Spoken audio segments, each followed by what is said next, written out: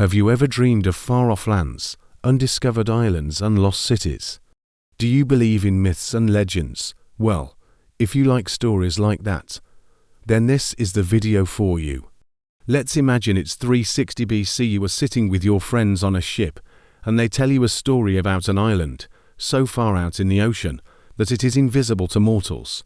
An island where there existed a race of men so strong that they had the power to destroy entire countries. This must be a fairy tale, right? Wrong.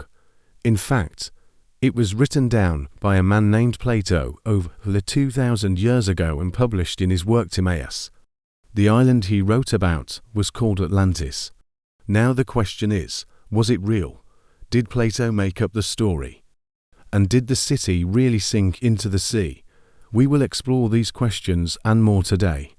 Plato describes Atlantis as a powerful and wealthy kingdom located in the Atlantic Ocean beyond the Strait of Gibraltar.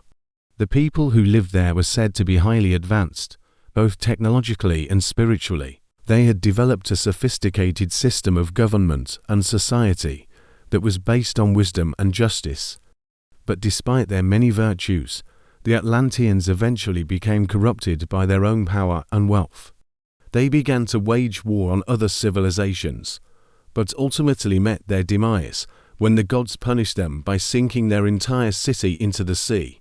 There have been numerous theories proposed throughout history, attempting to explain what happened to the mysterious city. Some believe that Plato created the story of Atlantis entirely in his own imagination, and that it never actually existed. However, others argue that there is evidence to support the idea that Atlantis was indeed a real place. If you are watching this video, you probably belong to the latter group.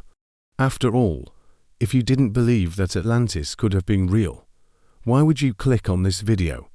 So let's dive in deep. In Plato's text, Atlantis is described as being situated in the Atlantic Ocean, which led many to believe that its location must have been somewhere near the Strait of Gibraltar.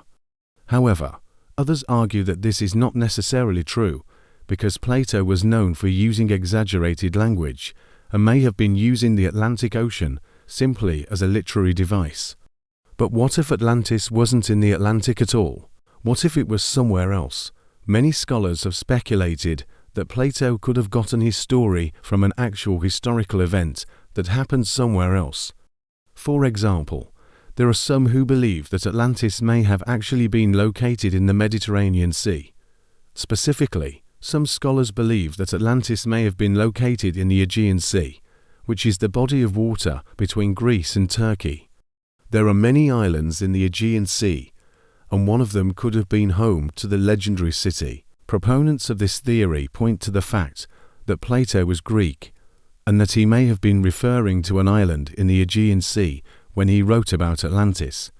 However, there is no archaeological evidence to support this claim, and it is possible that Plato was simply using the Atlantic Ocean to symbolize the vastness of the world and the power of the Atlanteans. Others believe that Atlantis may have been located in the Caribbean Sea, citing similarities between the geography of the region and Plato's description of Atlantis. However, there is also no archaeological evidence to support this claim either. Some scholars have even suggested that Atlantis may have been located in Antarctica. According to this theory, the Atlantean civilization flourished in Antarctica during the last ice age, but as the climate changed and the ice melted, the city was submerged beneath the ocean. Proponents of this theory point to the fact that Antarctica was once part of the supercontinent Gondwana, which was connected to the other continents, and that this could have allowed the Atlanteans to travel to Antarctica. They also believe that the melting of the ice caps could have caused the rising sea levels that Plato described. However, this theory is highly speculative, and there is no concrete evidence to support it.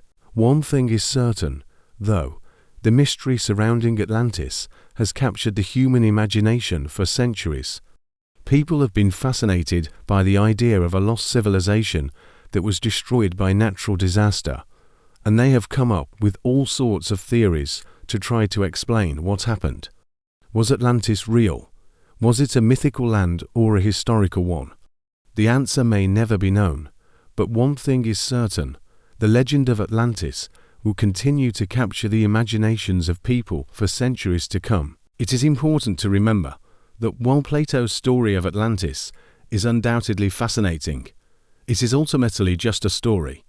However, there are many myths and legends throughout history that are based on real events. For example, the biblical story of Noah's Ark is said to be based on the real-life story of a man named Utnapishtim who survived a great flood. Similarly, the story of Atlantis may have been inspired by a real natural disaster, such as a volcanic eruption or tsunami. In fact, there is evidence to suggest that a massive volcanic eruption did occur in the Atlantic Ocean around 13,000 years ago. This eruption was so large that it caused the water temperature to rise by several degrees and led to widespread flooding. It is possible that Plato was referring to this event when he wrote about the destruction of Atlantis. Another piece of evidence that supports the idea that Atlantis may have been based on a real event is the fact that ancient maps often depict strange and unusual lands. For example, there is the mysterious island of Taprobane, which is shown on ancient Greek and Roman maps. However, no such island exists today. This has led many to believe that Taprobane may have been Atlantis. Of course, it is also possible that Atlantis was simply a figment of Plato's imagination.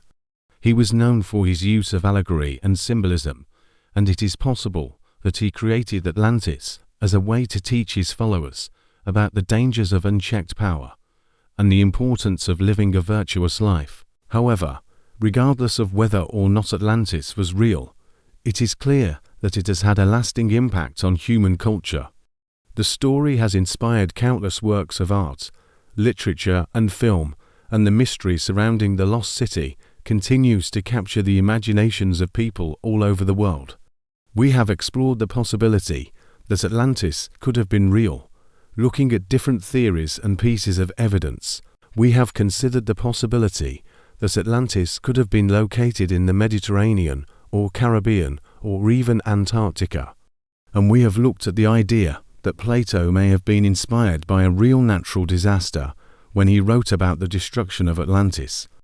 Ultimately, the truth about Atlantis may never be known, but the legend lives on. Thank you for joining us on this journey of discovery, when we uncover the secrets of the lost city of Atlantis. What do you think? Was Atlantis real or just a myth? Let us know in the comments below.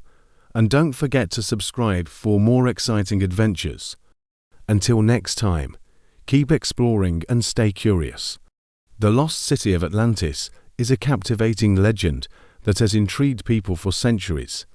While there is no definitive proof that Atlantis ever existed, the mystery surrounding its disappearance continues to captivate our imagination.